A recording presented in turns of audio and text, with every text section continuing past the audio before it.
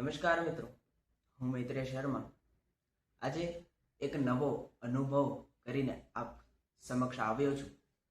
એ અનુભવની થોડી ચર્ચા કરવા આવ્યો છું. હમણાં હાલમાં અમે એક ડોક્યુમેન્ટરી ફિલ્મ બનાવી છે. સર્વોદય NSS યુનિટ દ્વારા અમે ડાંગ જિલ્લાના લિંગા ગામમાં જે કેમ્પ કર્યો તેની ઉપર અમે ડોક્યુમેન્ટરી ફિલ્મ બનાવી છે. તો એ ફિલ્મ બનાવવાની જે પ્રક્રિયા હતી, એ જે અમારો જે નવો અનુભવ હતો, એ આજે આપ સમક્ષ રજૂ કરવા હું આવ્યો છું. મિત્રો, શરૂઆત થઈ હતી કે અમે કેમ્પ કરીને પાછા આવ્યા છીએ અને તે જ સમયે અમે કેમ્પ જતા પહેલાં પણ એવું નક્કી કર્યું હતું કે અમે ફોટોગ્રાફી, વિડીયોગ્રાફી, શોર્ટ ફિલ્મ એક બનાવીશું. પરંતુ એવો ખ્યાલ ન હતો કે આટલી મોટી અને આટલી ભવ્ય રીતે અમે એક ડોક્યુમેન્ટરી ફિલ્મ આખી બનાવીશું. મિત્રો, ત્યાં જઈને આવ્યા, ત્યાંની યાદોને અમે કેમેરામાં કેદ કરતા આવ્યા અને ત્યારબાદ આવીને સૌપ્રથમ અમારા કોર્ડિનેટર અતુલભાઈએ અમને વિચાર આપ્યો કે તમે આવી રીતે એક ડોક્યુમેન્ટરી ફિલ્મ બનાવી શકો છો.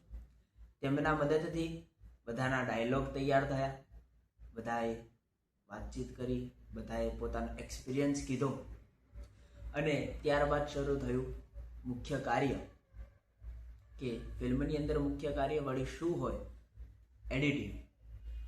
મિત્રો, જાણીને અચૂકતું લાગે કે આ આખી ડોક્યુમેન્ટરી ફિલ્મ લગભગ 1.25 કલાકની ફિલ્મ છે અને એ આખી ફિલ્મ અમે મિત્રોએ જ, અમે સેમ 1ના વિદ્યાર્થીઓએ જ એડિટ કરીને બનાવી છે. પોતાના વિડીયો પોતે જ એડિટ કરવાના હતા અને પોતે જ એની અંદરથી ફોટોઝ સિલેક્ટ કરવાના હતા. અમને બધા ફોટો મળી ગયા અને અમે એડિટિંગ શરૂ કર્યું. પોતપોતાના વિડીયો લઈને દરેક વ્યક્તિને કુલ 3 ટોપિક પર પોતાનો એક્સપિરિયન્સ શેર કરવાનો કીધો હતો. એ જ પ્રમાણે 3 વિડીયો બન્યા અને એને એડિટ કરવાનું થયું. સૌપ્રથમ તો અમે એડિટ કઈ રીતે કરવું તે શીખ્યા. અગાઉ એકાદેક મહિના પહેલા આલોકભાઈએ અમને શીખવ્યું હતું કે કેનવા કઈ રીતે વાપરવું અને એની અંદર એડિટિંગ કઈ રીતે કરવું. તો અમે એ એડિટિંગ એપ દ્વારા અમે એડિટિંગ શીખ્યા. ત્યારબાદ આખી ફિલ્મ બની અને ફિલ્મ એકવાર બની ગઈ એવું નથી. અમને દરરોજ ફિલ્મ બની ગઈ એના પછી દરરોજ દેખાડતા હતા અને સુધારા વધારાની માંગ કરતા હતા કે હજી આની અંદર કંઈક સુધારો આપણે કરી શકીએ, હજી કરી શકીએ. એમ કરતા અંતે 3 જાન્યુઆરી 2026ના રોજ આખરી દિવસ આવી ગયો. અમે એક ફિલ્મના ઉદ્ઘાટન માટે એક સમારોહ કર્યો અને એ સમારોહની અંદર, એ ઓપનિંગ સેરેમનીની અંદર અમને ઘણું બધું શીખવા મળ્યું. કારણ કે પ્રથમવાર આટલી મોટી સંખ્યામાં ઉપસ્થિત લોકો હતા. 350થી વધારે ઉપસ્થિત લોકો હતા અને એના દ્વારા અમે આખો કાર્યક્રમ કર્યો. મિત્રોએ જ આખો કાર્યક્રમ આયોજિત કર્યો હતો, મિત્રો માટે જ આખો કાર્યક્રમ હતો અને વિદ્યાર્થીઓને બોધ મળે તે માટેની આખી આ ફિલ્મ અને આખી આ પ્રક્રિયા કરવામાં આવી હતી. એમાં મિત્રો અમે ઘણી બધી વસ્તુઓ શીખ્યા છે કે તમે એક ફોટો ક્લિક કઈ રીતે કરવો.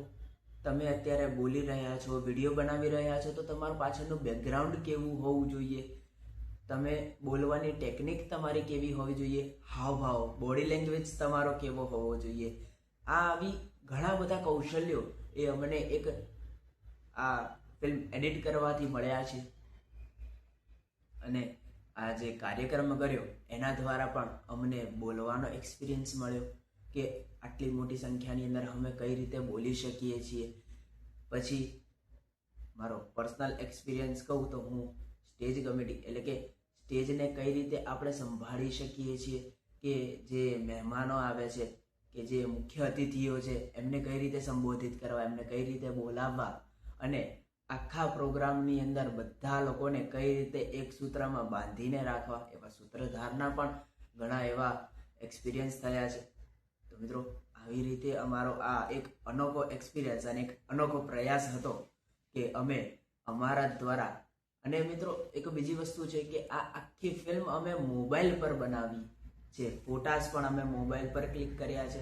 હા, અમુક લોકો એવું કરતા હોય કે ડોક્યુમેન્ટરી ફિલ્મની અંદર કેમેરો કે એવું કંઈ હોય, પણ ના મિત્રો, ફોટા, વિડીયો, એડિટિંગ બધું જ અમે ફોન પર કર્યું છે. આનાથી અમે ફોનનો સદુપયોગ કરતા પણ ઘણું શીખ્યા છીએ. અને મિત્રો, આપણે એક પ્રાર્થના છે કે જરૂરથી એ ફિલ્મ જોશો અને એની અંદર ઘણું ખરું શીખવા માટે છે. 100થી વધારે પ્રવૃત્તિઓ છે એની અંદર, 100થી વધારે સિદ્ધાંતો એની અંદર આવ્યા છે. મિત્રો, ચાલો આપણે ફિલ્મ જોઈએ. હમણાં જ NSS સર્વોદય યુનિટના ચેનલ પર તે ફિલ્મ અપલોડ થઈ ચૂકી છે. ચાલો આપણે તેને નિહાળીએ. ધન્યવાદ.